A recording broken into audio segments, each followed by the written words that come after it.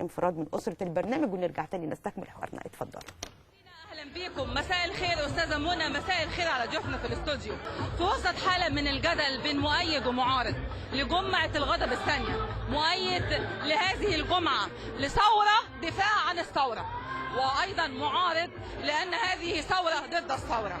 بين مؤيد ومعارض احنا النهارده كاميرات على المكشوف من قلب الميدان، ميدان الحريه، ميدان التحرير. احنا مطالبنا سياده القانون، محاكمات عادله لكل رموز الفساد، اعلان المحاكمات بشكل واضح، لان واضح ان في اخفاء لبعض الحقائق الموجوده، دستور جديد، دستور يوحد مفهوم المواطنه ويعلم مفهوم المواطنه بدون اي تفريمه بين اي شخص من اي دين ولا اي جنس داخل البلد. احنا عاوزين دستور، هم عملوا دستور مرقع، طب وهنعمل دستور جديد تاني، طب ما عملنوش من الاول ليه؟ احنا مش عايزين فلوس، احنا عايزين نعرف كنا بندور ازاي. الشعب يريد محاكمة الحكومة، الشعب يريد محاكمة الحكومة. عاوزين محاكمة علنية قدام الجميع، عاوزين محاكمة علنية يا سيادة المشير. هم عمالين يسكنوا فينا ويقولوا 15 يوم في 15 يوم، نفضل لغاية امتى 15 يوم يأجلوا؟ حسني مبارك يتعامل كمتهم زي أي متهم، ومتهم بالخيانة العظمى لإعلاء سيادة القانون مش انتقام. عايزين محاكمة أصلا للضباط لدم الشهداء،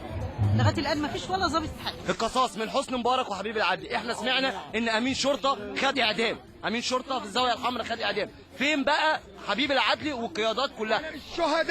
الشهداء عايزين نريح كل ام وكل بيت وكل اسره وكل اب يستريحوا. الناس دي متهمه بالخيانه العظمى. احنا مش عايزين السلم من تحت، عايزين السلم من فوق. لما يتحاكم حسني كل اللي تحت منه ده يتحاكم. في 2 مليون بني ادم اترحلوا من 15 يوم وقعدوا في بيوتهم واتمنعت عنهم المرتبات بسبب ان حسني مبارك رافض انه يتحرك. الاخوان من بدايه الثوره من يوم 25 شعب مصر ده الاخوان ما طلعوش، ما كانش فيه سلفيين. اخوان المسلمين والسلفيين الذين من حقهم ان هم ما يشاركوش، لكن مش من حقهم ان يكفروا اللي هينزلوا او يقصوهم عن وطنيتهم او يجردوهم من مصريتهم. دي مصيبه يا فندم. طالبين ان المجلس العسكري يسمع كل المصريين، احنا عايزين دستور اولا ولن نتنازل عن دستور اولا. البرلمان اللي جاي هيبقى اخواني وسلفي 75%، ما ينفعش. الدستور بتاعك لازم يتغير بالكامل، واللي يعمل الدستور بتاع حضرتك بالكامل هم الشعب المصري مش اساتذه القانون لوحدهم. الثوره ثوره شعبيه وليس ثوره عسكريه، بمعنى ان الثوره دي لو كانت قامت ثوره عسكريه كان كل الشعب ده هيلتف حوالين منها، لان احنا والجيش واحد مفيش مشكله، ولكن الثوره دي ثوره شعبيه، او بالبلدي بالمعنى البلدي الشعب هو السبق والجيش التف حوالين منه وبيحمي الثوره، يبقى لازم يحميها الحمايه اللي طالبها الشعب. احترم كل القوى الاسلاميه او اي قوه ديمقراطيه ما جاتش، لان ده رايها، ويجب ان احنا النهارده مش في دوله، احنا في ثوره، والثوره معناها ان احنا نحترم الرأي الآخر. الناس اللي بتقول اشتغلوا انتوا بتنزلوا ليه وبتاع، هو فين الشغل دوت؟ انا عندي مشروع بقاله 15 سنة انا مش عارف اوديه فين واعمل بيه ايه.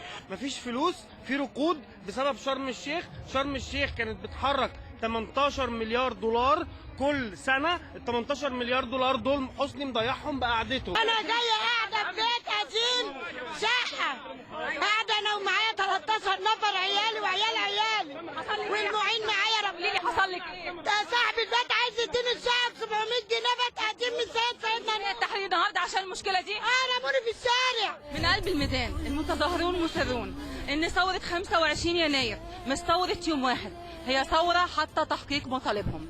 فهل تضيف جمعة الغضب الثانية إلى رصيد الثورة لتمضي في تحقيق أهدافها، أم تفتح باب لمزيد من الانقسامات وتعطيل الإنتاج وإحداث الفتن؟ جمعة الغضب الثانية احتمالات مفتوحة. نرجع استوديو على المكشوف ونشوف ضيوفنا هيقولوا إيه.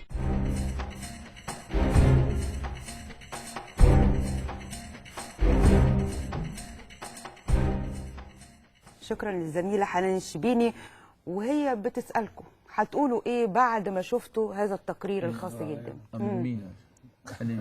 اول حاجه انا هقول، هي بتقول هل هي اضافه وسيله الثوره؟ فعلا الجمعه دي انا رافض المسمى، بقول لك الجمعه دي انا بعتبرها اضافه وسيله الثوره. ليه؟